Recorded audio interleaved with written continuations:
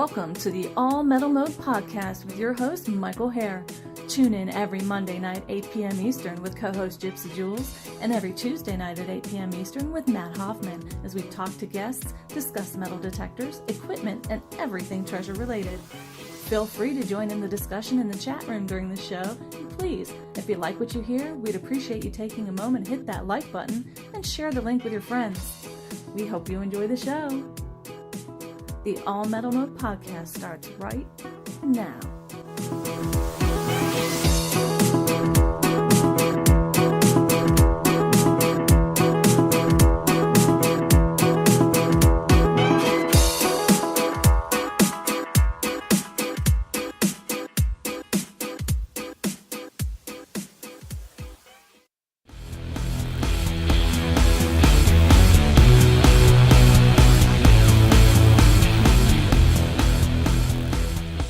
Nokta Makro Detectors is the fastest growing manufacturer in the industry, and for good reason. Many detectorists, including Mike Hare, call us the most innovative, but we are so much more than that. We listen to and care about our customers. We also offer a wide range of detectors to fit all of your needs. Come check out all of our products today at www.noktadetectors.com. Detectors for everyone, everywhere. A lifetime.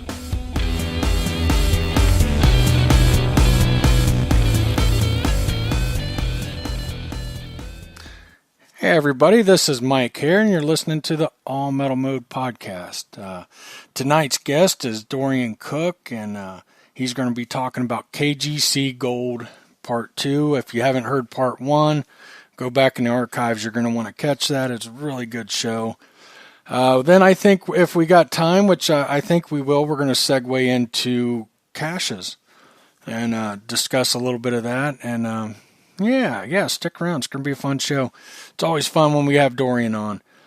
Don't forget, you can find us on Facebook at All Metal Mode, as well as All Metal Mode Podcast UK. All Metal Mode is every Monday and Tuesday night at 8 p.m. Eastern Standard Time, and All Metal Mode UK is every Thursday at 8 p.m. GMT or 3 p.m. Eastern Standard Time. If you're interested in reading any of my reviews or metal detecting articles, you can find them at allmetalmode.com. Don't forget, and I think we'll have a new issue coming out real soon. The new online magazine, Dirt Digest. It is available. There is one out there, and it's a good read. Check them out at dirtdigestmagazine.com. 2019 Watts Rendezvous, 3-day golden treasure hunt, 21st, 22nd, and 23rd, Mancos, Colorado. $2.15 a person, cutoff is May 15th. Don't forget about that. This past weekend was the Texas Treasure Show in Carthage, Texas. Haven't heard anything back about that. We'll have to see if we can get Keith back on the show, Mr. Wills, and discuss that. I'd love to hear how it went. It was an event that I wanted to make. Unfortunately, I could not make it. Steph had to work mandatory all weekend, although I did get out yesterday and Saturday. She didn't have to work all day, so that was nice. And I actually found a gentleman's, I was out metal detecting, and a gentleman pulled up, and I took my headphones off, and he said, "How much would you charge to go find some stakes, some property stakes?" And I said, "Well, where you live and where you from?" And he said, "Well, it's just right around the corner." And I said, "Well, I'm busy today, but give me your number and I'll call you this week." Well, I do some more metal detecting, and we go to leave, and I told Steph about it, and she said, "I don't have to go in until later." I'd kind of forgot. She usually goes in has to leave the house usually 11:30, or actually 11, and she didn't have to even leave the house until 2. So I said, "Well, let me call this guy," and we ran down there and found his mother's property stakes real quick, which was really cool. Glad I could help out. And anyhow, he owns a really good local restaurant we'd actually ate at, and he said, "Hey, I own the restaurant." He goes, "Why don't you guys come down and I'll buy you lunch?" So I got a free lunch yesterday. That was really nice. I don't know if I got to it yet or not. I kind of went off on a thing. Ohio Civil War show this coming weekend. Even if I did it, I don't think I said where it's at. It's up in Marysville, Ohio, I do believe. I know Bill's in the chat. Maybe he can confirm that real quick, but I'm pretty sure it's in Marysville. I know it's up north of Columbus. I believe it's at the fairgrounds, but we'll keep going. I want to tell a kind of a little story here. It's kind of been on my mind. Well, I guess it's always on my mind quite a bit when it comes to metal detecting. And I heard an analogy today that I really liked, and I think it explains a lot. So stick with me. It is metal detecting related. But stick with me and you'll see where I'm going with this. Let me double check. Bill just got back with us. It's in Mansfield, and it's OhioCivilWarShow.com if you want to find out all the details. I think it's like $5 or $6 to get in. It's not expensive. Definitely, I've heard it's a great show. You might want to check that out. So, years ago, I used to work on a Corvette for a guy. I've always been into cars. My dad was into cars and race cars and all that. And I used to work on this Corvette. It was a 63 Corvette, and it was an older gentleman who drove it. It was strictly a race car. Now, he had other Corvettes, but anyhow, this was strictly a race car. I mean, open pipes, roll cage. It was a convertible. Of course, all the convertible stuff was gone. It was just a roll cage, just a race car. And I mean, it was just a stripped down race car. It wasn't a bad looking car, but you know, it was an old race car.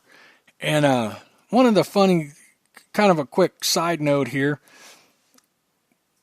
we wrecked it one time pulling it in the shop. And what had happened, the rear end was locked up and it would lunge forward. And we hit the brick wall real slow, obviously. It lunged forward as we're getting it, as getting it on the lift, and it hit the wall. And we called old Larry up and he laughed. He said, "There's none of the original fiberglass left on that car. I've wrecked it so many times." And so anyhow, this guy raced with really big names. It was like the courses. I'm not sure even what it's specifically called, but like Mid-Ohio. I know he raced up Mid-Ohio, but he was in the Carolinas and down south and all over. And he raced with a lot of rich guys. I know he raced up against one of the Elderbrocks and stuff. And matter of fact, one of the Elderbrocks flipped his car on top of him during a race and landed on his roll cage. Anyhow, he's racing up against Porsches and these real high-end exotic cars and stuff. And he's out there kicking butt on a regular basis with this old 1963 Corvette. Doesn't have a patch of original fiberglass left on it. Just this kind of beat up old race car that running a carbureted motor, 350, nothing special. And here's my point. Here's where it goes into metal detecting. You know, everybody is all about VDIs and screens and all the bells and whistles.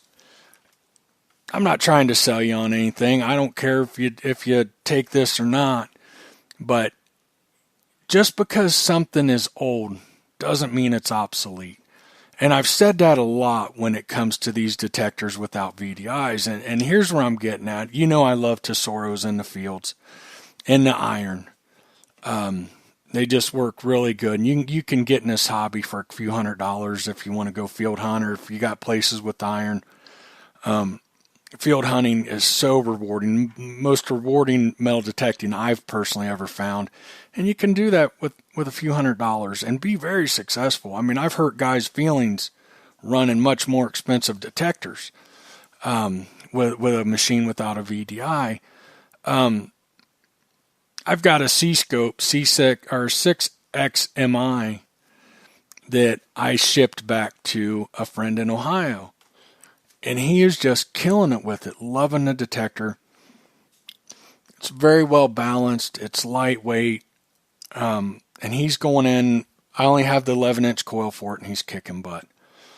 And I see everybody getting these fads and stuff. And I there's some new stuff I love. Don't get me wrong. You guys know I talk about some of this new equipment and the Nokta Makros, and I'm probably their biggest fan, and that's the most innovative company out there. I mean, I truly believe that. But there's nothing wrong with some of these detectors like that. I've got Deep Tech coming on soon. I've had C-Scope, and this is over in the UK, although we will have Deep Tech on in the United States soon for reasons you'll understand later.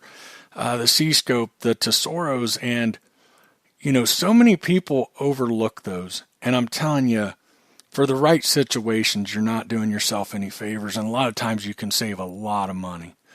But that's it. I'm done. I'm getting off my soapbox. But I love that analogy.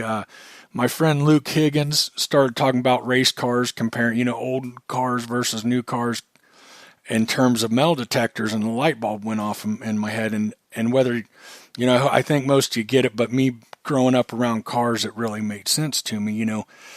Old Larry didn't have heated seats and, surround sound stereo system and all that. But I'll tell you what, open roof car, I bet he had more fun than anybody else. And not only that, he was kicking their butt. So let's get to the show now. So Gypsy, how you doing tonight, Gypsy? I'm doing fine. Oh, man, it's Matt. Oh, no. Let's just... Matt's on. Let's just cancel the show. You guys okay with that? I've been Gypsy most of my life. Matt's joining us tonight. Gypsy had other arrangements. So, actually, I'm sorry. She was on the show with Digging with Maddie. I hope I said that right. And... So she took the night off, and we got stuck with Matt. I don't care that she took the night off and did that. I have no problem with it, but I'm really disappointed she stuck us with Matt. That's kind of not right. No, I love having you on, Matt. And, glad you could make it. Did you get out this weekend? I did, and I didn't. I went out with a buddy of mine, Tim, and we did get a couple. Well, last weekend we got a real nice. My buddy Mark, when I was out with him at a field site, we got a real nice flying eagle, and some largies and some other stuff, and we got a few more coins here and there, and then Tim got a nice barber quarter. I pulled a real nice Indian, but.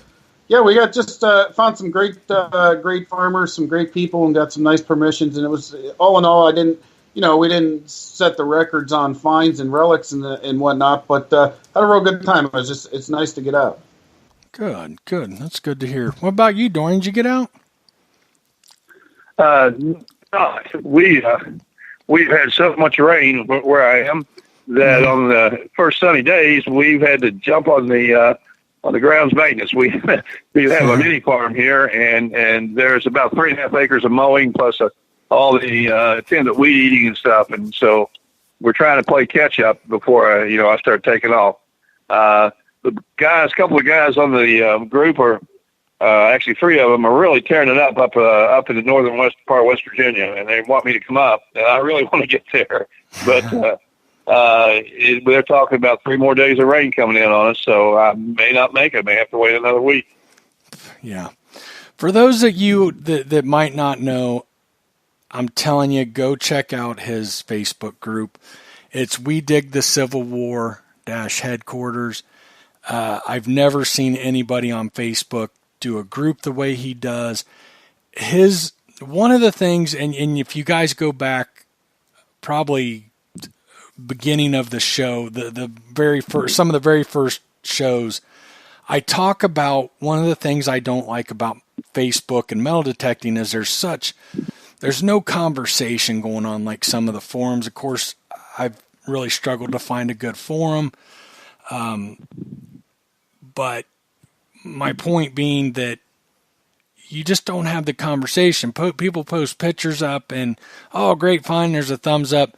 Dorian is posting articles from his book, old articles or stuff that's happened years. Just incredible. I wake up every morning and, well, here lately I've been too busy, but that's usually on my morning to-do list first thing. Once I get Randy in his high chair and start feeding him, is go to We Dig the Civil War headquarters. It's amazing. And what is really cool to me is, like any new Facebook group, it was all Dorian. And now what I'm really seeing and I find really cool is a lot of people are really starting to post in-depth conversations and in-depth stories, and it provokes conversation and stuff. And I love that. Like, where do you see that at on Facebook? So it's really fun. And although it's Civil War, it's everything. I mean, I've seen people post their relics on there and stuff, and it's don't think it's got to be about the Civil War, right, Dorian? Yeah, if the person is not into Civil War really kind of yet, or but has some interest in doing so, we encourage them to tell us about what they have found, what they've done, any adventures, any stories. And Mike, if I may add something to what you are observing, that is just absolutely thrilling me. We have a number now of guys that have been in metal detecting for over 50 years. Yes. And these guys are the giants of metal detecting today, and they're going to be gone soon. Yours truly included here. Most of us only have a few more years. And what I'm seeing that I love to death is the young guys that we have and the beginners. They're interacting with the old guys, back and forth conversation now. I have never experienced anything like it, so we're really excited about that. I understand that a few people who listen and went on were not happy because we have kind of a pseudo-military structure where we have, we award officers' ranks and things to guys for their accomplishments. But we're only trying to help the new guys see immediately who are the most experienced hands, where they can go to get the help for their particular detecting problems. And this week alone, I picked up at least 10 tips about metal detecting, though I have, nearly 48 years experience myself. And I was amazed. I thought, I never knew this. Right. I never knew this. And I kept saying that during the week to myself. And I'm thinking, here I'm worried about just educating the newbies and the rookies, and I'm getting more education myself. That has been exciting for me personally. I'm enjoying that very much. And the guys are having a good time. And like you said, we've got guys that would just say, found this today. And now they're writing a whole description. We went here, we did this, we dug this pit, and so and so. And this happened to us on the way, and we got chased by a black snake and all this kind of stuff, and it's just, I'm enjoying reading their stories now. So it was kind of like priming a pump, and getting it going. Sometimes you have to keep pouring water in it until it starts to really pump. And that's kind of what I tried to do with my stories. And I'm really glad that people started coming in with theirs, because I thought, man, at this rate, I'm going to run out in about 2 weeks. Right. It is. There's some really good conversations, and you're right. The pillars of the hobby, you've got some really intelligent, smart people in there. I haven't seen any drama, any crap. I love it. It's my favorite place to go. I'm so tired of. We have not had. No, we have not. Of course, we're young. We're a new group. We're only 2 months old, but a little less than 2 months old. But we have not had any drama. No bad feelings. Most people come and go. But like you're the one that told me, don't worry about that, because that's going to happen with any group, right? Yep. Yeah, absolutely. You're going to have that. We were talking the other day, and Dorian said he's got people that aren't posting, aren't liking anything. They're inactive. They joined, and he's talking about giving them some time. He posted something about being active, and he's talking about getting rid of them if they're not going to be active. And I think that's good. That's refreshing. keep the people in the, make room. He doesn't want to grow it too big. And, of course, that could always change, but he wants people active, and I'm with him. It takes a second to hit a like button, even if you don't have a comment. And I like that. It really encourages posting and talking and discussion and all that. Bill said he's one of the ones not active. He's taken a Facebook timeout for a while. And I get that. I've done the same for the most part. I've gone on to post and do some different things I need to do, but I'm trying to cut back a little bit, and I get fed up with some of the stuff. But yep, check it out. It's we're not. Let me say, Mike, we're not going to delete anybody with malice. It's just a matter, that we want to make it clear that we want a really good group of people that help carry the load. And like I said, we're not even asking that. Some people are not good at storytelling. Some people have not had many adventures. Fine. But like you said, it only takes a second to hit the like button. Mm-hmm. And if they're there 2 months and they haven't given anybody a single like, then, I don't see where we're really having a great connection there. They don't seem to be getting much out. We have a lot to give, and we're sharing with each other, and it's a great place for people that like to do that. I want to tell a story, and I hope he's okay with this. Ronnie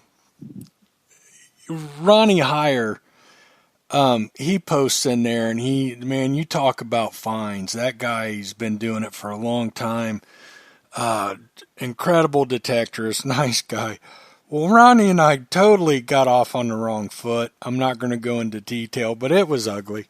It was ugly, and it's rare that something goes ugly with me, especially on social media. But it did, and we didn't talk or anything. I didn't know him before the incident, and I was livid. He had me angry, and he ended up joining the Nokta Makro USA group. And I seen him join. I think I'm the one that let him join or added him. And I thought, well, hopefully I'll be okay. Or, he probably doesn't realize it's me. Well, he had posted at one time, he was looking for the wiring diagram on headphones to make up a pair of waterproof headphones. And I sent him a picture, or, in the group I posted it. And I half expected him to be like, oh, it's that jerk, but what he did is he come back, and I think it takes a really big person. He said, we've had something along the lines, we've had issues, we both love detecting, let's get over it kind of thing. And I couldn't have agreed more. And, it's funny, and Ronnie and I have even talked about this briefly through Messenger, that it's funny how many friendships start off like that, and especially I've metal detecting. That's about my fourth or fifth time that I've been ready. Face to face, it would have come to blows, and then you end up being friends. So, Ronnie, if you're listening, I doubt he's listening live, but if you listen to this, I'm glad we cleared things up, and I'm glad I'm getting to know you, and great post in the Facebook group. So, and I'll actually end up having him on the show sometime when he's back in the United States. He is he's up there with Dorian for sure. He's in that same class. I hope that's okay, Dorian. He's way into me. Yeah, he's got a lot more. He's got a lot more spectacular recoveries than I do. I've got maybe a little wider variation experiences. I don't know. I don't think he's done I've done the biblical archaeology in Israel and all of that. So I think I've got that on him, but that's about it. He's, he's just awesome finds. I haven't even come close to the amount of finds and the amount of civil artifacts of very impressive quality and nature that he's found. And Ronnie's giving, what I really want to do, Ronnie's giving us a lot of tips. Hey, Dorian, hold on. Dorian, you're kind of sounding far off. Well, okay. Let's. I Any think better? you're sounding. Yeah, I think you're sounding better already. Okay, I'm moving the phone around a little bit. Yeah, you sound good there. For you, those of you tuning in don't know, he's in not a great area for reception. He's down in Kentucky, so we'll struggle a little bit. Just I'll stop you when you start to get real bad, and I think just taking a break, even you kind of catch up. I don't know, but go ahead. I'm sorry. Okay. Now let me get back on track here. Yeah, I apologize. That's all right. Anyway, he's been helping us with tips on how to preserve what we find, things that I never heard of for preserving artillery shells and things for the Civil War, And the man has just a wealth of knowledge that just very impressive. And, I hope you get to hunt with him sometime. Yeah. Yeah. Yeah, I'd love to hunt with him. I'd love to hunt with you sometime, too. We're going to have to do that. Oh, yeah. Yeah, we're going to do that. I'm going to find you a Confederate camp there somewhere close to where you live. I'm going to come down and help you clean it out. Absolutely. That'd be great. All right, Dorian, I know people have been asking for it. I've gotten emails and messages and everything else. When's KGC 2 Part 2, KGC Gold Part 2 coming? So, I think we covered most everything. Anything that you want to add, of course, but I also wanted to talk a little bit more about Jesse James III. Okay. We can do that. There's a few comments I'd like to make about the KGC treasures before we do that, if you don't mind. Yeah, absolutely. Okay.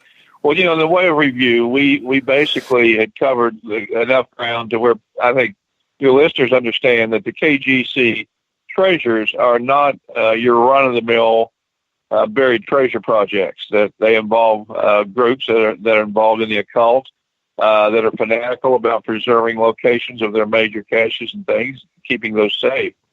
And so there is plus the fact those locations have absolutely proven to have still deadly booby traps. In many cases, one of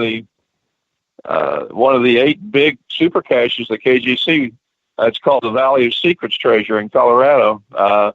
Guys were digging into it, and they set off a black powder booby trap, and they brought down several million tons of the mountain over the entrance. And that one's going to stay there a long time. So it's going to take tens of millions, or at least millions of dollars to re-excavate, and move those millions of tons of rock that cover the entrance, even if you knew where it is now, where it happened. The guys that were looking for it are still inside. They didn't come out. Wow. So that's there's also the case of two younger men in their early 20s up in Oregon that thought they were actually looking for a Spanish treasure in a cave, and they didn't know how to read the danger signs that have been left, and they triggered a booby trap and killed both of them back in the 70s. And I know another man that was going after $10 million in gold and at a particular geographical feature out in the middle of the woods in Arkansas, and he didn't know that was a booby trap cache, and he triggered a black powder booby trap, and he's still in the collapsed cave where that happened. I know, I've been to the spot, know exactly where that happened. Wow. So the point I wanted to make, there is risk involved. This is not something, for people who are just getting their emotions all excited about finding a KGC treasure. I want to caution the readers in that regard. Now, there were over 3,000 caches of treasure hidden. Why were there so many? Why are there some caches in every state? Because in the event that they had been able to restart the Civil War, they always wanted to have a major source of funds close at hand in whatever part of the country where it might be needed to make a quick purchase of cannons, guns, ammunition, whatever, or to provide uniforms, food, and weapons for a newly recruited regiment. That was the idea, was to have their banks spread out over the country so that they could act very quickly to counteract any particular threats from the opposition. So some of the smaller caches, a lot of the smaller caches, are not booby-trapped, but they are cleverly concealed, and they are usually marked with rock markers. You remember me telling Gypsy about the tombstone in the cemetery at Canton, Texas, where the guy had died before he was even born? Yes. Well, that was, okay. Well, that's the kind of thing they would do. There's another marker in a little town, Pittsburgh, Texas, just outside Pittsburgh, which is not far from Gilmer, where Keith Wills lives. There's what's called the Bolton Plantation treasure. And Colonel Bolton was a member of the Golden Circle, and his monument and tombstone is still standing there. I think last time I saw it, it had a little fence around it, at the site where his plantation used to be. Now, when I was there was no structures of any kind on the land. It was just open farmland, grown-up land. Mm-hmm. But there is a circle of strange symbols on his tombstone, and that is the beginning clue to finding a major KGC treasure buried on the old Bolton Plantation land there. I don't believe that one's been found. I don't think anybody's ever been able to interpret this first clue, which would lead you to another marker, which would lead you to another marker, which would lead you to another marker. For those of you that are in Texas or have access to Texas, like from Oklahoma or somewhere close, Arkansas, it was common for the KGC to bury caches near cemeteries, old country cemeteries. They like those. And somewhere in the cemetery, they would set a red sandstone tombstone that was different in color from all the other tombstones. It was designed to stand out by color, and on that tombstone would be the clue that would begin a treasure hunt. It would lead you to the next marker, to the next marker, to the next marker, and so on. Now, they like to use rock markers. Once they got away from the cemeteries or the starting points, they like to use all kinds of symbols carved in rocks. Pistols, swords, Bowie knives were a few. And they also like to pull tricks on the person finding the marker. Here you find a pistol and the barrel's pointing north. Well, it's logical to assume that it's pointing towards the next marker. But actually, you would need to follow the butt of the pistol, which, makes kind of a right angle turn, and it's pointing west. So that would be the actual direction you need to go to find the next marker. Interesting. And these markers, a lot of people have found them, that metal detector people. And, it's not without some risk. You want to be very careful. If you find these markers, you want to be very careful where you talk about them. I know personally two young men, late teenagers, 18, 19, who got onto some KGC markers, and they were having trouble interpreting them. And they contacted a man whom they had heard was offering to help people interpret KGC markers, that he had ancestors who'd been involved in KGC and so on. And so they took him to the site, showed him the markers. He seemed not to be able to interpret them. And about 30 days later, those two boys disappeared and were never seen again. Interesting. So, my point is that really you have to be careful from that standpoint. Hunting treasure is more of a profession as far as the big ones. And for most people, if you found one of these big treasures, that's when your problems begin. That's when you have trouble with partners. That's when all of a sudden you've got this huge amount of money, and whatever you do with it, you put it in the bank, it's going to send out red flags to people that monitor such things, including government agencies, and you can find yourself with more problems than you know. We had one time when I was at Garrett, we had a young man come in, and he was all hot and excited to find treasure. So I sold him his first metal detector, and I spent a couple hours trying to help him, advise him on where to hunt and where not to hunt. And I told him, don't start out trying to hunt trashy places with a lot of metal.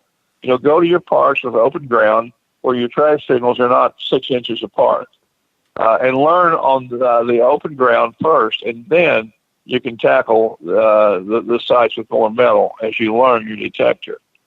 Well, he didn't take my advice. He actually went to some property not too far away from the factory that had been dumped. I mean, people had just gone out there. They dumped piles of tin cans since the early 1900s, and it was just a big trashed-out dump area. Nobody had ever done anything with. Nobody ever cleaned it up. It had everything from old trash and bottles to modern trash and bottles and everything in between. And he goes out there and starts hunting around the edges and actually digs up an Army ammunition box with 245 pistols in it and $12,000 in silver certificates. Wow. Broke all the rules and still found a treasure. So he comes back and buys our most expensive detector. And one of my pieces of advice that I gave him, I might be sinking my own ship here, but I'm going to go ahead and tell this. I advised him, don't bother going to houses where treasure has been found and everybody's blood has already been in there digging up the place. The odds are you're not going to find anything. Mm-hmm. So once again, he ignored my advice, went to a house, I think up near Sherman, Texas, where there had been something like $20,000 or $30,000 in gold coins found back in the 1920s or 30s, somewhere in that period. Had been dug up at this house. House was empty. He went in and he found $63,000 in gold coins. And the place had been dug from one end to the other, and somehow that had been missed. Wow. And this kid, green as a gourd, stumbled into the second treasure. Wow. Within 2 weeks after he found the first one. Now, that's 1 in a million, folks. Believe me. That doesn't happen very often at all. Right. So what we say is file that one under even a blind squirrel finds an acorn once in a while. Mm-hmm. But sure. there are definitely certain things you can do to greatly increase the odds of finding things of value that have been deliberately buried. And you don't always have to have a Knight of the Golden Circle treasure to do it. But if there's going to be a few that hear this, that no matter what I say, they're going to be excited and they're going to want to know more and they're going to want to hunt Golden Circle treasures. All I can do is advise them that you're going to have to educate yourself on something that you don't know a lot about yet. And the education will be the key in the long run to whether or not you have any success. If you think you're just going to go out there like buying a lottery ticket and find a few rock markers and stumble onto $10 million in gold, like this kid did, with his gold coins up there, like I said, it's 1 in a million. So 999,999 of you are going to be disappointed. Right. Okay. All right. Now, that being said, suggest you start here for those who are already got the fever and they can't put the fire out about the KGC. You can go online and you can get a DVD copy of the book Jesse James Was One of His Names by Del Schrader, Jesse James III and Del Schrader. Hold on a second. You're kind of cutting out again. Adjust your phone. All right. I think we're good. Okay. Yep. The book is Jesse James Was One of His Names by Del Schrader and Jesse James III. Okay. Both the authors, of course, are deceased. Del Schrader's estate still has the copyright to the book. If you can find a copy of this book used, you're going to pay at least $250 for it. Wow. But you can get DVDs of this book from the people who have license from the Schrader estate, and they sell the DVD book for $40. And you're going to get a lot of information and basically the whole story about the Golden Circle and Jesse James III and Jesse James, all the way up to the time of his death. You're going to get a lot of great stories and things in there. Not everything in the book is true because Jesse III told me that they changed certain information to keep anyone reading the book from actually finding one of the caches. But if you go into the book knowing that the history and what they did and the scope of the operations, that alone is worth the price of the book to you if you're going to hunt KGC. Interesting. So that's a great starting place. There's other books that have been written. There's many, many books. There's a lot of information in the state archives, almost every state, talking about the Golden Circle and its activities.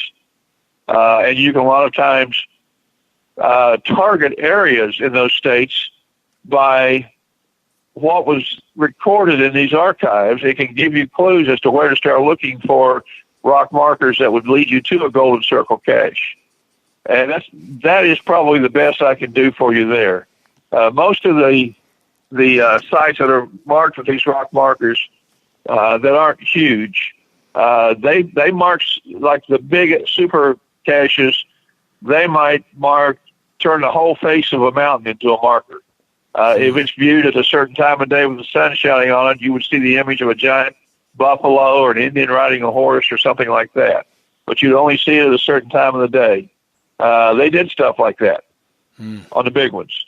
But generally, if you're dealing with simple rock markers, here's a big piece of rock about 6 feet across, and it's got a rattlesnake carved on it. And people say, well, follow the head. The head's pointing the direction of the next marker. Well, it might not be. It might be the tail that's pointing in the direction of the next marker. So you should be prepared, if you find one of these, to check everything in all four compass directions, and then everything between the major compass points, like, northwest, northeast, southwest, southeast. It could be along any one of those 8 lines to the next marker. And they would put up decoy markers, too, to try to lead you away from the site. So you'll have to be pretty good at puzzle solving. It's very hard to interpret their codes. They use 7 different Masonic codes in their marking of sites, including Egyptian hieroglyphics. One of the guys I knew that was hunting KGC up in Oklahoma found a cave room, and all around the wall, about 3 feet high, were carved elaborate Egyptian hieroglyphics all the way around the room in that cave.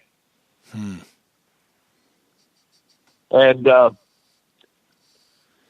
he called me because the cave led to a split where there was 3 tunnels taking off, and all 3 were walled up with stacked rock. And before he pulled a rock or anything, he called me and told me about the situation. And I asked him, did you see any carvings like a red hand over, the cave? He says, yeah, there's one right at the entrance. I said, then that means that you're dealing with booby traps. You know, you start moving those rocks, and you're going to probably blow yourself to bits. So his call to me probably saved his life, because he was going to open those tunnels.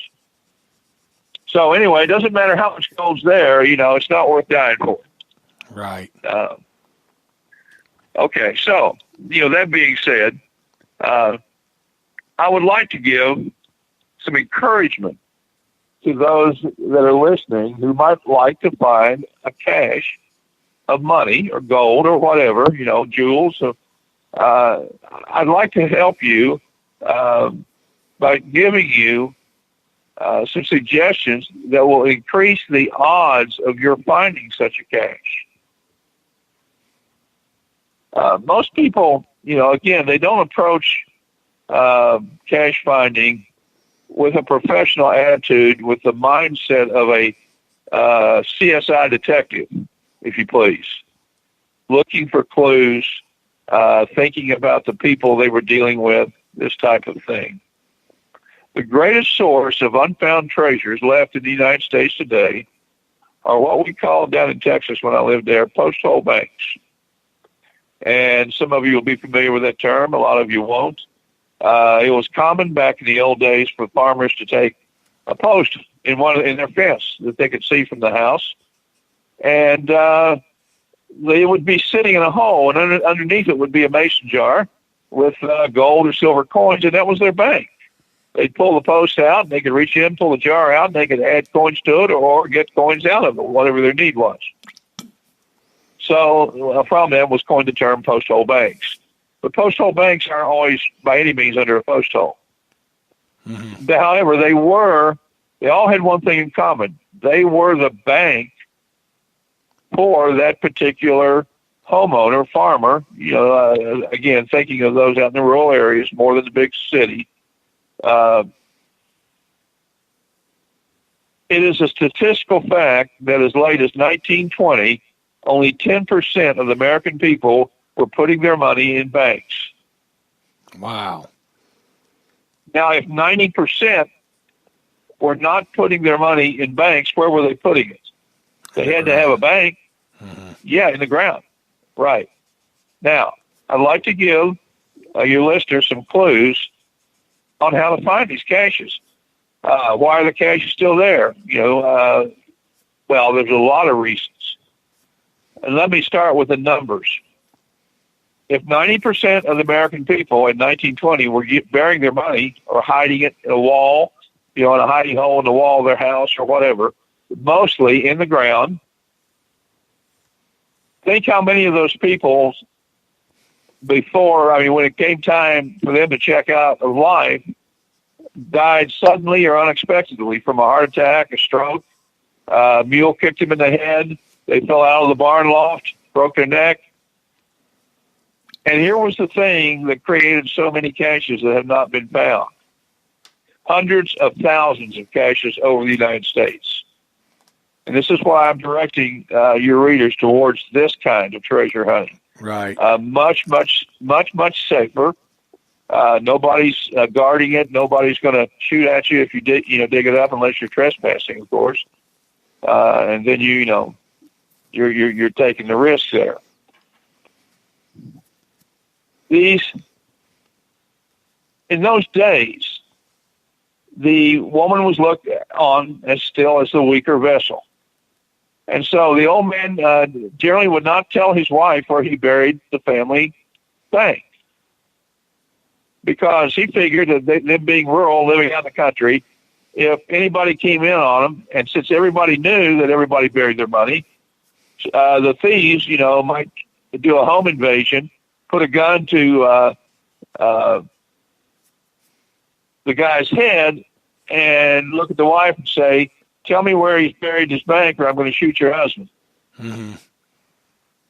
Well, the old guys thought that if that happened, the wife would tell, and they didn't want to go. They weren't going to tell where their money was buried. So when they died, not necessarily very few from home invasions, but from the circumstances of life that catch us unexpectedly, like heart attacks, strokes, or accidents, The wife didn't know where the family bank was. And, of course, she might get the relatives, and they might go in and hunt, but they didn't have metal detectors. Right. So, how can you or I do any better than the family? If the family couldn't find where the old man buried his money, how could we find it? Metal Because detectors. metal detecting, yes, but also history detecting. People tend to think that they're unique. And everybody that hid money in the ground thought that their hiding place, they're the only ones who thought of it.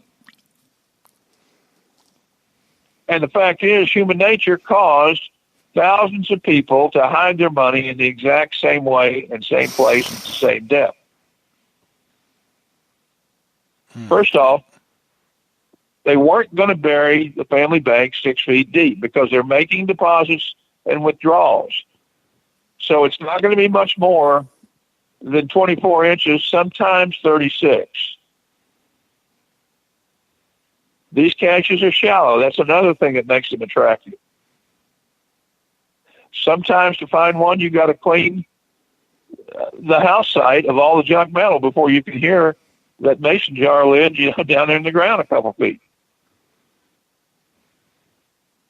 But here's the thing that can put the odds in your favor.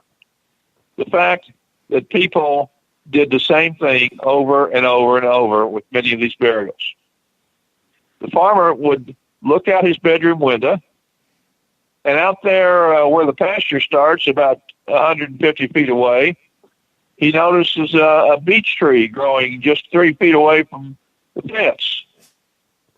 And so he would go outside, and he would step off the distance between the beech tree and the bedroom window. Then he would turn around and come back to the halfway point, dig a hole, bury his money.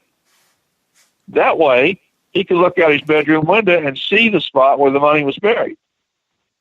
Now, a lot of times he would plant a bush right next to where the burial was, so that when he went out and dug it up and put it back down, it wouldn't look strange to see a big bare dirt spot in the yard. Fresh dug dirt.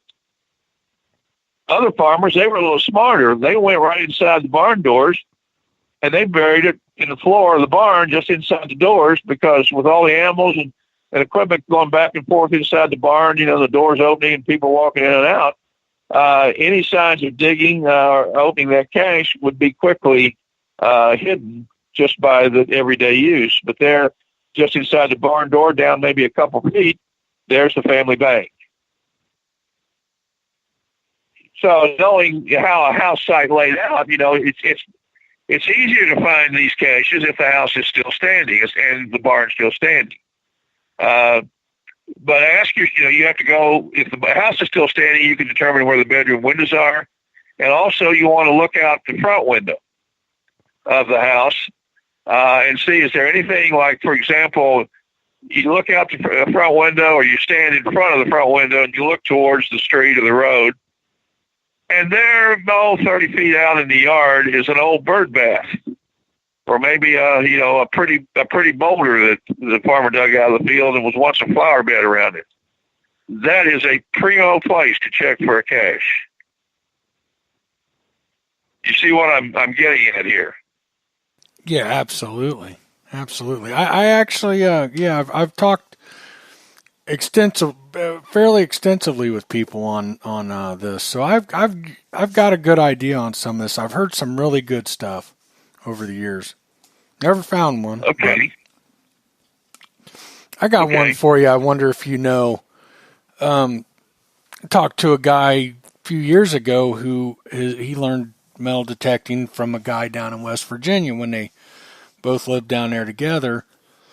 And although the guy I talked to never found one, his hunting partner had found 2 or 3 gold coins in chimneys and a brick in the chimney. And it really makes sense because house fires were so prevalent back in the 1800s. But how often do you see, still to this day, just a chimney standing? They didn't burn down. The chimneys, the stone and brick chimneys would last, so they would oftentimes keep coins and stuff behind a brick or a stone in the chimney. Mm-hmm. Absolutely. And that triggers a memory, Mike. This is a true story that happened just north of Dallas. Fellow was rumored to have a good bit of gold, and that he had hidden it in the brick outhouse that he'd built in the backyard before he died. And the gold had never been found. There were people that went down in the outhouse pit, checked everything, and couldn't seem to find anything around the outhouse. It was probably 30 different people had checked, looking for the old guy's gold that was supposedly around this outhouse, and couldn't find it. And a friend of mine, the detective, decided to go out and look at the house was gone by this time, but the brick outhouse was still standing, and the farmer had painted it black for some reason. So the guy was trying to figure out, okay, nobody's ever found the gold that he knew of, and if it's still there, what could the farmer have done with it? And he started detecting the bricks, and on one corner, about waist high, a brick gave off a strong signal. And what the old guy had done, he had cast all of his gold into the exact size, shape of a brick, and he'd mortared it into the outhouse wall, and then painted it black to hide it. Wow. So my buddy got the gold brick out of the outhouse. Wow. That's amazing. Another thing that for those of you down in the southern states, on the old big plantation sites, a lot of times this is overlooked. It was a fact that a lot of those plantations had slaves, and that they would have a row of slave cabins, within not too far from the house. I've seen it as close as 100 feet, far away as 200 feet. But people say, well, the slaves were poor. They weren't paid wages or anything. So those aren't really good places to melitech. And they'd be absolutely wrong. Those are wonderful places to melitech. Because the slaves weren't happy about the fact that they weren't paid, and they took every opportunity, a lot of them did, to steal from their owners. And they would hide what they stole. They would drag them down to these slave shacks. Hold on, Dorian. You're starting to cut up a little bit. Make sure your phone isn't. One of our listeners said it sounds like your phone drops down to your chin. I don't know if that's okay, but yeah, you sound good now. All right, I'll try to keep it up here then.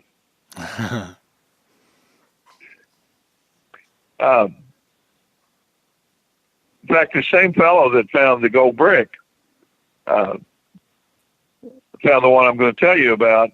They were building a new subdivision north of Dallas on what used to be an old plantation site, and there had been slave cabins. And he'd gotten permission from the construction crew that was doing the dozing on the site to melody tax as long as he didn't get away with the dozers. So he was hunting around. There was a stone step, a big giant stone step that had served for the back porch of the cabin, which was gone now. It already bulldozed the cabin down. And about 30 feet away was an old well. Had stone around it about 3 feet high. And he got a reading about halfway between that stone step and the well. And he noticed the bulldozer driver was watching him as he started to dig. So he pretended like he dug a piece of trash and put it in his pouch and just kept metal detecting. And then he left a little while later, and he came back after quitting time, after all the construction people had gone home. And he went and dug that signal, and down about a foot, he dug up a brown snuff glass jar full of silver dollars. So he put his detector back over the hole, got a faint signal, went down another 6 inches, dug up another brown snuff glass jar full of silver dollars. Wow. So he checked the hole one last time and got another signal. Had enlarged the hole, and down about 6 inches below that one was a half-gallon milk pail full of silver dollars. That's incredible. It truly is. Incredible. Yeah, I've heard of. I can't say I've heard of many people finding them, but I believe in those a lot. You and I talked about this. Maybe it was today, even earlier. There's all these stories out there, these treasure stories, and so many of them to me seem recycled. The same. The buried payroll, and right. They were being chased by Indians, or during the Revolutionary War by the British, or by the troops, by the Confederates, and during the Civil War. That I believe that there's a lot of false treasure stories out there and stuff, but I absolutely believe in this. And now we've got a listener that he's actually been a guest on the show, Tom. He found, I want to say they found 60-some silver coins, and I think the last one was 1832 or 1833. That was the newest one. And wow. I truly believe, and nobody knows, nobody's ever going to know, I think that was a postal bank. I do. I highly suspect it. I don't know that, and I don't know we'd ever prove it, but the farm was long gone and everything, but I can tell you, even in modern times, last 10 years, 20 years, there's stories of people burying their money. I know a guy who mailed a text that his friend asked him to come find a pipe that his dad had welded together, stuffed it full of, don't hold me to it, I think silver coins, and buried it. And his best friend, the dad's best friend, said, I absolutely know he did it. I watched him do it. That's been in the last 10 years. Where my brother, a piece of property that my brother owns, the old man that lived there that passed away, he had a daughter, I believe, in California or Washington State or something. But they wondered where his money went. He had a nice piece of property and stuff, but I guess he had quit using the banks, if I remember the story right, or something, or never used banks. But this guy used to build sets for John Wayne movies. Now, I'm not saying he had money, but some of the locals, it's a very small community. Some of the locals have thought, what do you do with his money? He had to have money. I guess if I remember right, he sold eggs and stuff like that. And, but anyhow, maybe it was a spending money. Maybe he didn't have much money in his older age. I don't know, but there's definitely still even modern stories out there. People continue to do it. Yeah. Yeah. And that brings up a point I wanted to make. You read these treasure stories in the magazines, and they can get you all excited. Dorian, try picking up your phone a little bit. All right. I got it right up against my mouth. Oh, it sounds great. Okay. The treasures you don't want to hunt are the ones that have been greatly publicized in the magazines or in movies or anything else, because you've got too much competition. You got 10,000 people out there trying to find the same treasure. Mm-hmm. You don't want to waste your time on that. The pros never do. The pros that I ran with when I worked for Garrett, they never hunted those treasures. They got leads from old archives records, sheriff's records from counties about stagecoach robberies, things that were not known and not been written about and published in the magazines. The only time you hunt those stories is if you have proprietary information. Example, you have in your possession a letter that the last surviving outlaw who died in prison after committing a Wells Fargo robbery, he wrote to his wife, and in that letter are clues to where they hid the strong box. If you got that letter and nobody else has got it and it's never been published, you have proprietary information, and that's a project you need to work. Mm-hmm. But if you don't have proprietary information, don't waste your time on those famous stories, those lost mines, and all of that. You know, what you want to do is get onto the treasures that come from local history. You know, I was in town getting a vehicle worked on, and there was a big old house dating back to the late 1800s right next to the old brick garage that was where the work was being done. And I happened to meet the owner out in his yard, and we got talking, and turned out he metal detected. And he was telling me, he showed me some of the coins he found at the local school and all that kind of stuff. But then he told me about a place out along the river where we actually had gone out and hunted old 1700s house sites. Mm-hmm. And he said this one particular house, these two guys lived there, brothers, I guess, were kind of reclusive and all that. And something happened, and they were killed in a car accident. And there was some reason to believe that they'd buried a cache of gold coins in the garden in the backyard. Well, see, that kind of a story has not made the rounds. That's one worth checking out. In this same area where this house was, we got onto another story. There'd been a general store, and the guy who was the caretaker for this 3,500 acres told us that the guy who owned the store said that when the store burned, he lost a jar full of gold and silver coins in the fire and never found them. Mm. Now, that's the kind of treasures you want to work. Those are the ones that are the most often going to give you a payday, and not just a story about the one that got away. Mm-hmm. Exactly. Not these run through. I recently had in the last year I had a conversation with a guy. There's a couple places in Ohio, where I grew up, Dayton area, let's say. And one of them is that the Indians came under attack and they threw, it's been years since I read it. I believe it was silver in the swamp before they abandoned the Chillicothe. Old Chillicothe. No, that's not, well, Old Town. This was Old Town. Yeah. Up by Xenia. Okay, yeah. Here's my problem with that though. Here's where I struggle with this. The Indians were trading pelts and stuff for copper and silver, mostly trinkets, but some copper that was, the copper pans and all that.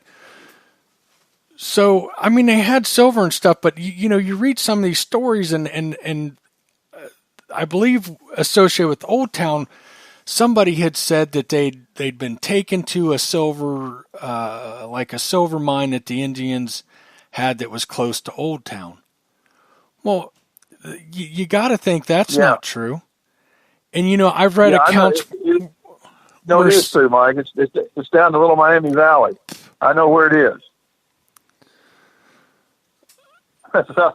Sorry, I do. I know where it is. I thought they've said that there's really no silver in Ohio. I thought that's kind of been a thing that is known. There is silver in Ohio. There's two places. There's the one down along the Little Miami River. You know where the interstate bridge, I-70, crosses over the Miami Valley there? You're looking down on the river way below you. Yeah. Bridge there. South of Dayton. Right? Yeah, right, exactly. Mm-hmm. Well, down in that canyon, if you're looking north, it would be to the left, that side. That's where the silver mine was. And the Indians actually, when they sealed it, they carried every piece of tailings rock. The squaws helped. They would carry this, get a piece of the tailings that they dug out for their mining operation, useless rock, and they carried them sometimes for 2 or 3 miles and dropped them. So there is no tailings pile to show you where the mine was. But it was in there. And now you have to go back further.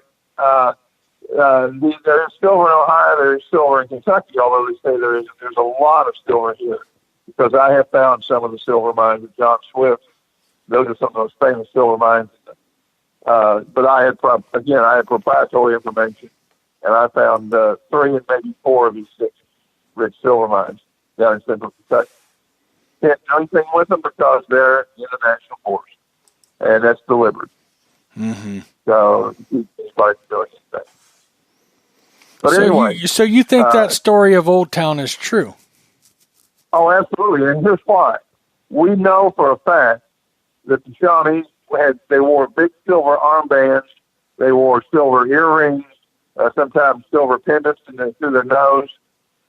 None of these, rare. You're talking about virtually probably less than a dozen have ever turned up. What happened to all these armbands, all these silver jewelry? What happened to it? Why isn't it found metal detectors? Interesting. Pardon? I said it's not being found. No, it's not. If it had just disappeared into history, even when the Shawnees moved west, there would be pieces of it being found out west, and it's not. Dorian, again, you're sounding fuzzy. Well, about the only thing I could do is I could take the phone and go out on the front porch and get out front of this boat. You're good right there. Can you have your wife tape the phone to you and tape you up so you can't move? That's funny. I don't know if you're moving your phone a little bit, dropping it. I don't know if we're just getting lag the more we talk or what's going on, but you're okay. It's not horrible. I mean, you're not completely cutting out. Yeah. It's just the audio gets fuzzy. Okay. I apologize. Keep going now. Okay. The story about Chillicothe, that's the old Chillicothe. They call it Old Town. That was where Tecumseh was born. And there's a swamp there. It was. I haven't been up there, so I don't know what the current conditions are.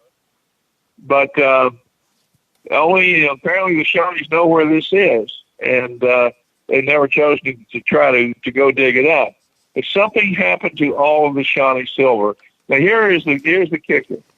The Shawnees and other Indian tribes had been pressed into slavery by the Phoenicians back around 1000 BC when they came to this country to find and mine gold and silver and copper for King Solomon of Israel, the Bible. We know they took 500,000 tons of copper out of the upper Michigan Peninsula because the tools that date back to that time period were found along with Phoenician and Israelite coins. Now, excuse me. Now you're, now you're getting into what's it called? Archaeology that's not accepted. Right, but the point is, this is how the Shawnees got into mining silver. After the Phoenicians were gone, they still knew where the silver mines were, and they mined it for themselves to make these ornaments. John Swift's silver mines were originally Shawnee silver mines, and before that, they were Phoenician silver mines. Wow. Mike, I have seen the Phoenician carvings, the Phoenician writings in the cliffs, or rock cliffs down in central Kentucky. I've seen Viking roofs carved there in the rocks. I've seen Irish ogham writing. There were a lot of people in this land a long time. There were a lot of white people here before Columbus. I believe that. I do. I absolutely believe that. And the only reason why that's not taught in the schools is it's an embarrassment to the archaeology and the historical community, and they don't want to have to rewrite all the books. Mm-hmm. It's just like that woman that was researching the old dusty files at the Smithsonian about a year or two ago, and she found evidence that the Smithsonian has destroyed over 1,000 giant skeletons. You're getting fuzzy again. Okay. Whatever you do when I tell you that, it's you sound great. Okay, I guess I'm not keeping this up close enough to my mouth. See, you're sounding awesome now. Yeah, I've read a lot of accounts of the giants of Ohio, And one of the things that always struck me is sometime around the turn of the century, 1900, you stop hearing those stories, but supposedly there's articles and news clippings all over the state of these giant bones being found. Well, how about this one? I have a book written by an archaeologist and published in 1816. And he talks about the Mummy Cave in Lexington, Kentucky. You never heard of that. No. He said when the first settlers got to Lexington, they found the abandoned remains of a stone city, houses made out of stone, much like you might see in Ireland or Scotland. And they found a cave, and there's a lot of caves around Lexington. The limestone's perfect for caves. And there's a huge cave system that runs underground. If you want to see the evidence, though, you go to Midway, Kentucky, drive out of the little city into the surrounding farmland, and you will see giant sinkholes. It looks like there might have been some incredible war, 1,000 years ago, and left these huge bomb craters. But they're not bomb craters; they're sinkholes, and every one of them drains into a huge cave system below the ground. Wow. It may be part of the cave system that runs from Mammoth Cave, Kentucky, all the way up into New England. Don't know. I'm not really that much into caving, so. Wow. But anyway, they went into this cave and they found 2,000 niches carved into the stone walls, deliberately carved, and each one held a mummy wrapped up just like the Egyptian mummies. Hmm. And the settlers thought they were Indian burials. And because they were at war with the Indians, and they hated the Indians because of the atrocities that had been done to their loved ones, the Indians weren't very nice when they killed somebody. They didn't just stop there. They mutilated the bodies, and that really upset the pioneer people. Wow.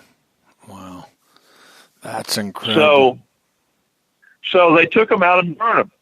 And by the time this archaeologist writing the book got there, they'd all been destroyed. He went into the cave, saw the 2,000 niches where the mummies had been taken out, and he picked up 17 bushel baskets full of wrappings that had been around the mummies. And he said they smelled like spices and, the kind of things that the Egyptians used for embalming. But that cave, there's not a word of it in the history books here, and that cave has been sealed. Nobody knows where it is. And do you know the name of that book off the top of your head? Oh, it has something to do. It's got the word "the Western" doing something. I'll have to find it over here on my shelf. Okay. It's got a strange title, but he talks about the mounds, what they found in the mounds. He talks about Cincinnati, where they dug down 60 feet digging wells, and they hit a whole bunch of big tree stumps, and they found an iron axe head laying on top of one of the stumps. So he's talking about archaeological discoveries all the way back in the 1700s that have just absolutely disappeared from any reference in modern history books. Right.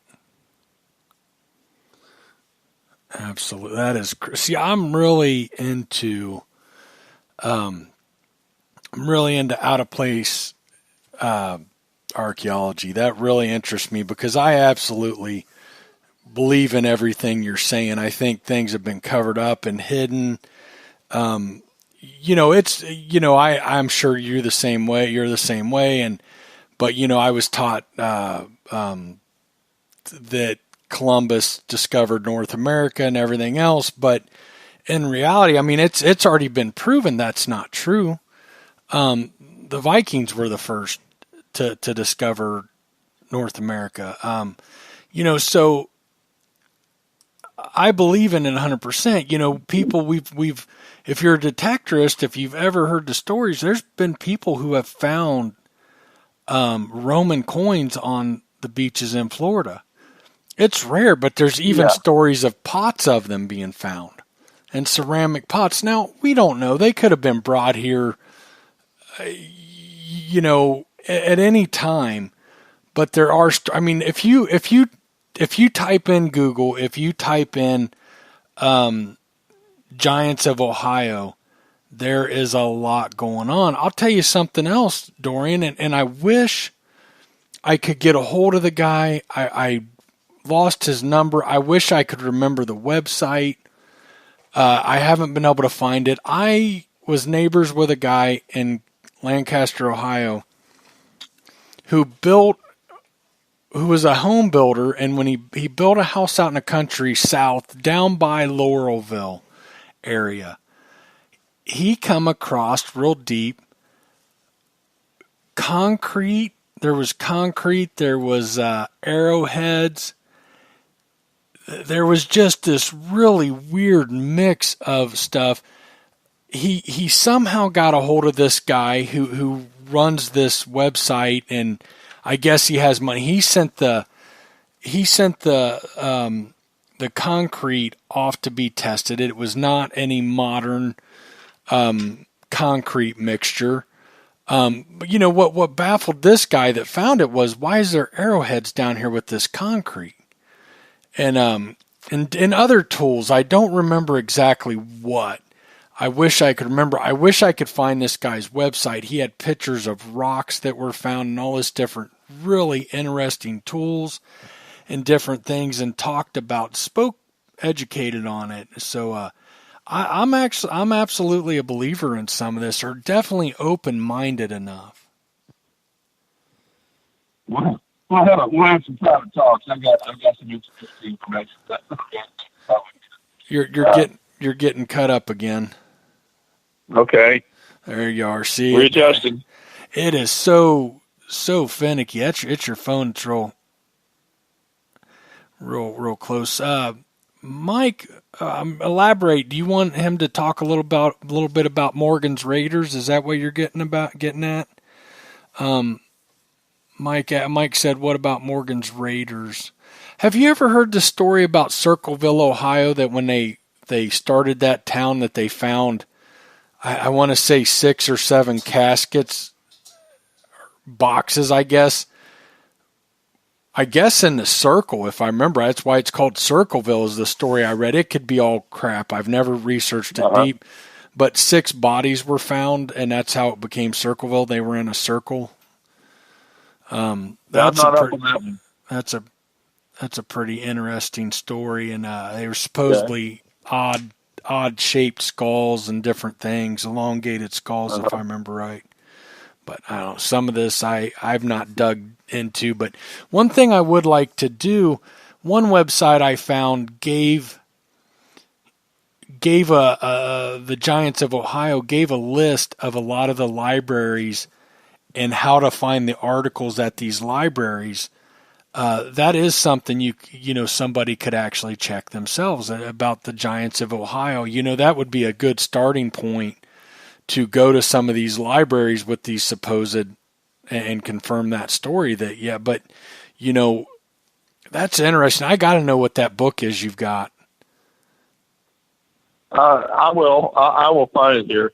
It's something about the Western something or other, because you have to understand that here where I am now, that was the Western frontier back then. Yes. Yep. Kentucky, okay. Ohio, about the same time. Yeah, that was as far west as that Americans had settled, so it was the Western frontier. And of course, that frontier moved farther west as time went by. You said you had someone who wanted to know something about Morgan's Raiders? I think so. He hasn't come back. But yeah, I mean, that involves, that's something we could go into next, but we're going to have a whole show on out-of-place archaeology sometime. I find that very fascinating, and I think a lot of stuff is hidden. I think, a lot of stuff's being covered up. When I did biblical archaeology in Israel, they didn't want us to tell anything publicly about what we found, what we saw. There's a lot being covered up. It's been found and would just blow your mind. Mm-hmm. I personally got a private tour of through some connections I had. I got a private tour of what they call the labs, where they work on special artifacts that have been recovered. and I got to see them working on $20 million worth of Roman gold jewelry and gold coins. Wow. With dental tools. They were cleaning them with dental tools. And this jewelry, necklaces, earrings, and stuff was exquisite. Each piece worth a small fortune. Wow. I'm responding to somebody in chat. Let's not go into Morgan's Raiders. I'm guessing you have quite a bit on Morgan's Raiders, correct? I wrote a whole book on it. Okay. What's the name? I thought maybe you had a specific question you could answer. If you got a specific question, Mike, ask it. If not, let's save it. Let's save it for another show. Let's do that because we've kind of gone way off the rails here, which is fine. But let's keep it down to. Let's wrap up on this. If we're gonna wrap up, either we can wrap it up now or let's talk a little bit more about out of place archaeology. That's where we're at. Okay. That's where we kind of been. So, Mike, excuse me. You mentioned you wanted to get into Jesse James III. Did yes. you have anything particular you wanted to ask me before we go off on archaeology?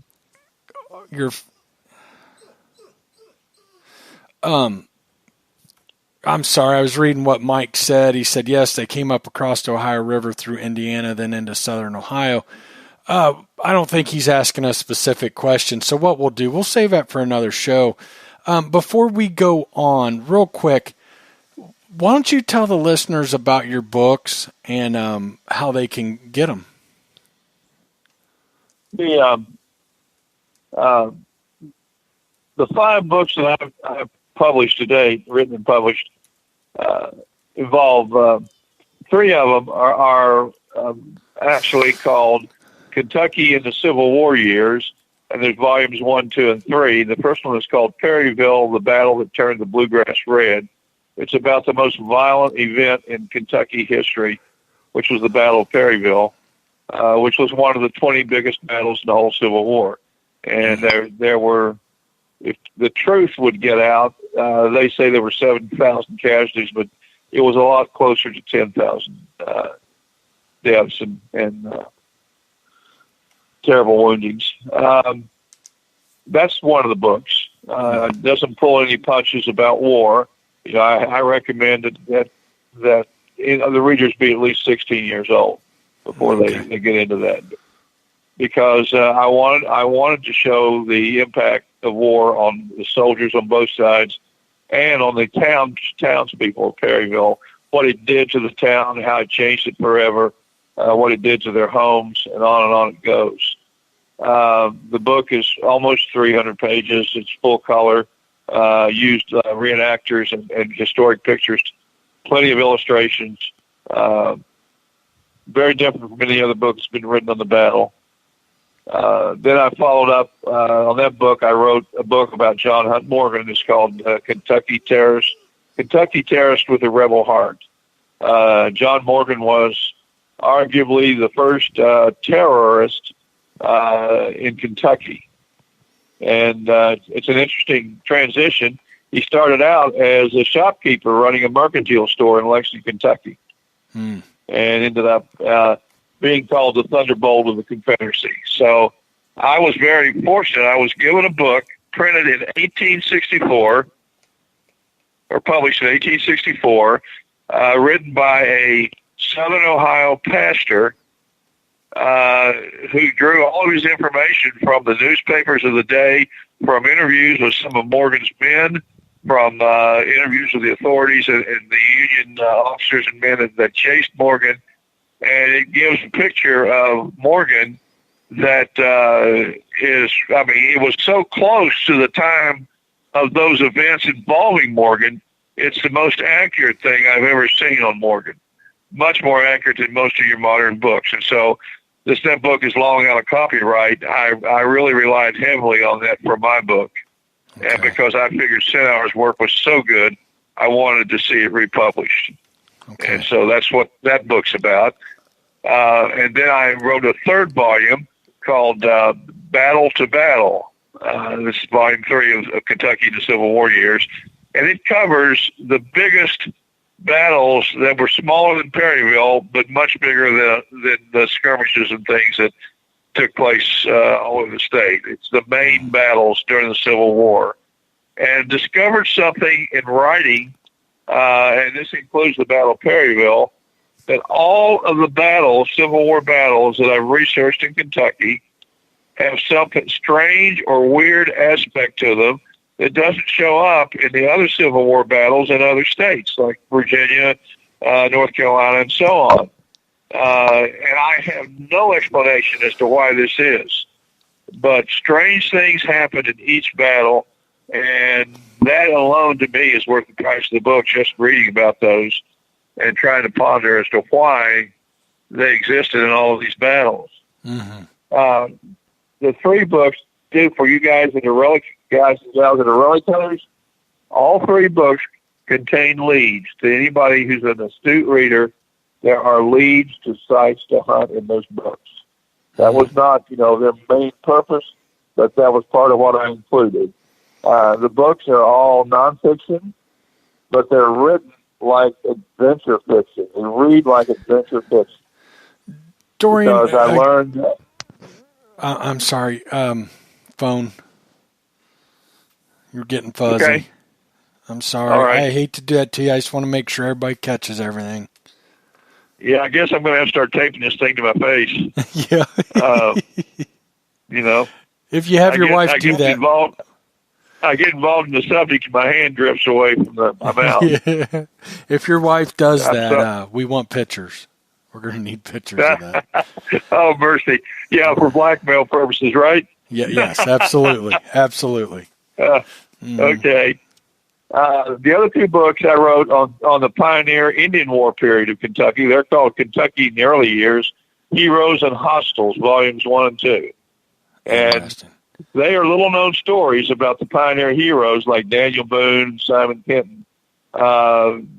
Everybody's heard of Daniel Boone. A lot of people haven't heard of Simon Kenton, but he was the #1 hero on the whole frontier involving West Virginia, Ohio, Kentucky.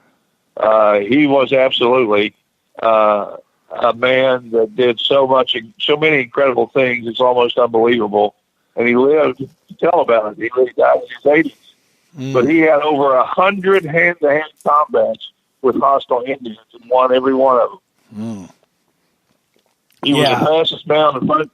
He was the fastest man on the frontier. He could load his rifle while he was running, and the Indians called him the man whose gun was never empty. Your phone. And there you go. I have stories like the time he saved Daniel Boone's life, and very few people have ever heard of these stories. And I'm excited about them. I think it was a lot of fun discovering these. Who's ever heard? I'll bet not one of your readers knows who Aaron Reynolds is. Never heard. Aaron Reynolds young Aaron Reynolds was maybe in his early 20s, 22, 23, had returned from the Revolutionary War to the Kentucky frontier, and he was in the fortified settlement. It had a stockade around it with the back wall of each cabin built into the stockade wall. And there were 45 defenders, and they were attacked by 350 British and Indians right at the end of the Revolutionary War. It was the next to last battle of the Revolutionary War. And the people were told inside if they didn't surrender that they were going to blow the fort apart with cannon, which they didn't have. It was a bluff. And the white renegade that brought the message to the fort told them if they didn't surrender, they would all be tortured and slaughtered when the Indians broke into the fort. And the people were literally practically quaking in their boots. And young Aaron Reynolds, the ex-Revolutionary War soldier, went over to the wall and told basically this white renegade what he could do with himself. And he let him know, he said, we're not surrendering. And, if you try to break through, you're going to be sorry you ever messed with us. And the other people are just stunned by this young man's brash claims when they're so outnumbered and they're scared to death. But Aaron Reynolds wasn't scared. And you know what the British Indians did? Retreated? They retreated. Yes. He saved, it's called Bryan Station, and he saved Bryan Station, that one young man. Wow. And he had not been given much press in history. And he was truly one of the greatest heroes of the Kentucky frontier in my book. Wow. That's incredible. Now, how do people get your books? Stories, that you'll find in the books. Okay, good deal. How do people get them? Right now, basically, you have to order them from me. If you're interested in the books, tell them your listeners can email me at this is all lowercase letters, DC. Hold on. Your phone's real bad and fuzzy. I didn't catch any of that. All right. Can you hear me now? Yep. Anyone interested in the books can email me at dcla@earthlink.net. And I will send you a picture of the cover of the books and a sample chapter. Just let me know the book you're interested in, and I will send you a sample chapter in a Word file to your email, and you can read a chapter out of the book and see if you think you would like that, and I will give you purchase information there. Okay. And it's DCLA@earthlink.com. .net. Yeah, .net. I'm sorry. That's what I've got. DCLA@earthlink.net. Okay, guys, for those of you interested, I'm going to go out right now and I'm going to do a post on Facebook, and we'll get that going. And Ken wants to know the cost of the books. Okay. 4 of the books, like I said, they run between 260 and 280 some pages. They retail at $35. The Morgan book has about 160 pages, and it retails at $25. Okay, good deal. Good deal. I'm sorry. I want to get this posted while it's fresh in my head, and Facebook is being really nice and slow. And I will pay the postage on anyone that orders. Just if they'll mention All Metal Mode, I will pay the postage so that on the book. Oh, great. That's awesome. Let me get there. I want to do this while I'm thinking about it. Don't forget, Dorian, give me pictures of the covers. And yeah, I've got those ready to go, Mike. Okay. I don't know what it is during Facebook. Everything gets messed up, and I'll have to do it later. I can't even deal with it right now. Matter of fact, you know what, Dorian? You're a member of All Metal Mode on Facebook. Yeah. When you get a chance, do that. Post it up if somebody's interested in your books. I can't even get on Facebook right now. Everything's running so slow. So, or remind me, and I'll do it later. I'd be happy to do it for you. But we need to start getting those posted. I'll tell you, for those of you who haven't been to the Facebook group, We Dig the Civil War, he's the best writer I've ever seen. He tells a story. He can put you right there. It's absolutely incredible. And to go to his Facebook group every day, you'll see, if you go there, you'd see why. Just incredible stories. You did one that was fiction. Oh, I'm trying to think of what it was now. You did it a few weeks ago. It was on the Bushwhackers. Yes. You had hair. My hair was standing up on my arms. I could almost smell it, and what it was like. I love that story. Yeah, it was. You are. I'm not just saying that. You're the best writer I've ever known by far. I would definitely, and I hope this is okay to say, and I hope you take this as a compliment, I would put you up there with Alan Eckert. You weave a story, and I thought he was excellent at that. True confessions here, Mike. I have read all of Eckert's books. I have tremendous admiration for him, and I studied his style of writing, and I'm part of his legacy because the way I write includes a lot of things that I learned from studying his writing.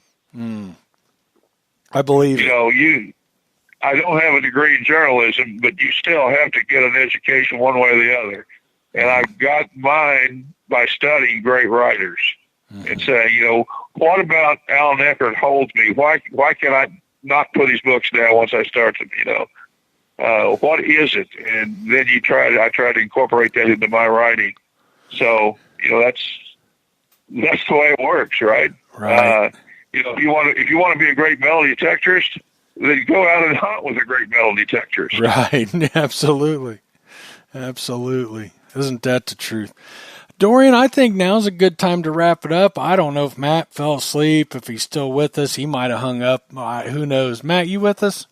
No, I'm just listening. Yeah, I told you he tells stories, don't he? It's hard to talk. I don't even want to talk. I just want to listen for the most part. You tell such great stories, and Dorian, it's always a pleasure.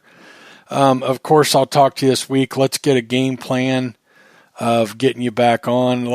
I would really like to talk about your experiences over in Jerusalem, and we could talk. I think we could combine that and talk. I think it fits in well with out of place archaeology. What do you say?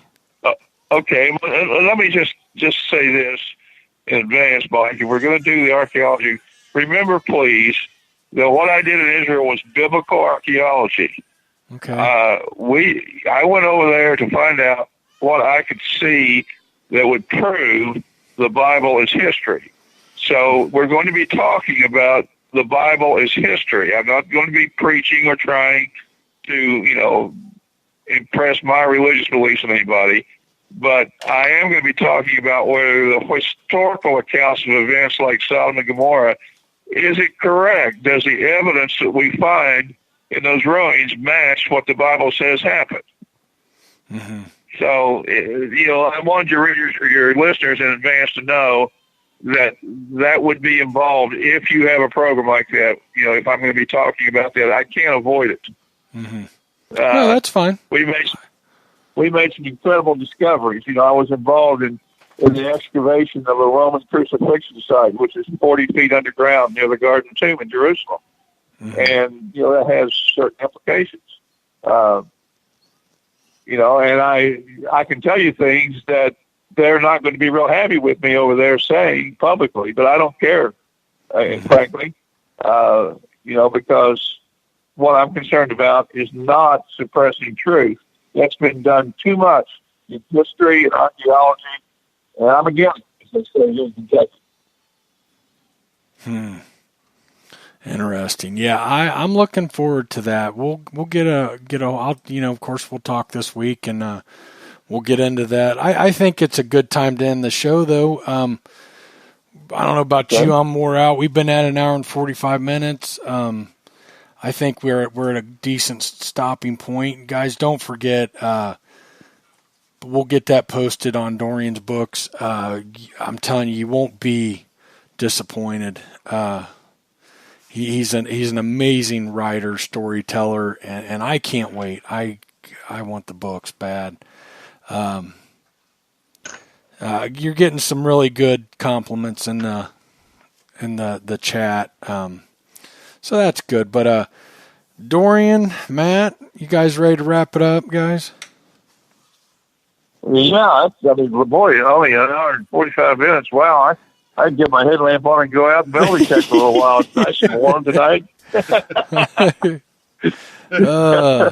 You're funny. Yeah, I did get out this weekend, and that was nice. It felt good to get out, especially 2 days in a row. Rarely do I get 2 days in a row, but. Well, Mike, I did get to practice. I did get to practice my swinging technique the last 2 days. Yeah. And metal like this one. I practiced my swinging the last 2 days for the weed eater. Yeah, good times, huh? Fun times. All right, guys, I'm ready to call tonight. We will be back with Dorian soon. I'll talk to him. We'll get something lined up. Tomorrow night, I think we're going to take a break. What I'll do is there's a show from the UK. I know most of you don't listen to the UK show that I think you'll enjoy, so I'll schedule that to play, and I might be in chat. We'll see what's going on, but thank you all for tuning in. Matt and Dorian, have a good night.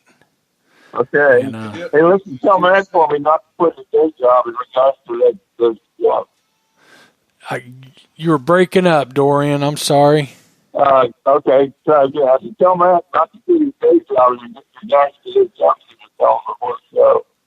Oh, the jokes. Yeah, you were cutting up again. Yeah, Matt was entertaining us before the show with jokes, and you can tell he's got a young son because these jokes are horrible. And he almost every show before the show he subjects me to these horrible jokes. And I don't know if I told you guys that I used to be addicted to the hokey pokey. Did you turn it all around? But don't worry, because I turned myself around. Right. I said, don't quit your day job. What was the one that Dorian liked so much? Oh yeah, you know why chicken coops only have 2 doors, right? No, why? Oh well, obviously, because if they had 4 doors, they'd be called a chicken sedan. Right. Horrible. Let's end it before this gets out of hand. Good night, guys. Thanks for tuning in, and thanks for having me. Absolutely. Anytime, Dorian. We'll have you again real soon. All right, good night. Good night. Oh, there you have it. I think I cut Matt off, but that's a positive thing. You know, I joke about Matt a lot, but if I didn't love him, I wouldn't do it. I'd like to give a quick shout out to all of our friends of the show. We dig the Civil War headquarters. Of course, we've mentioned that 52 times tonight. Zero Discrimination on Facebook. She has her own group now, and also on YouTube. Girls Rock Metal Detecting. Again, both. She's got a Facebook group and a YouTube channel. Ohio Relic Hunting. That's one of my favorites. Dirt Pirates Detecting. Dirt Pirates. I'm sorry, I got confused where I was at there for a second, but Dirt Pirates Detecting, and thank you all for tuning in. I had a good time. I hope you did, and good night, everybody.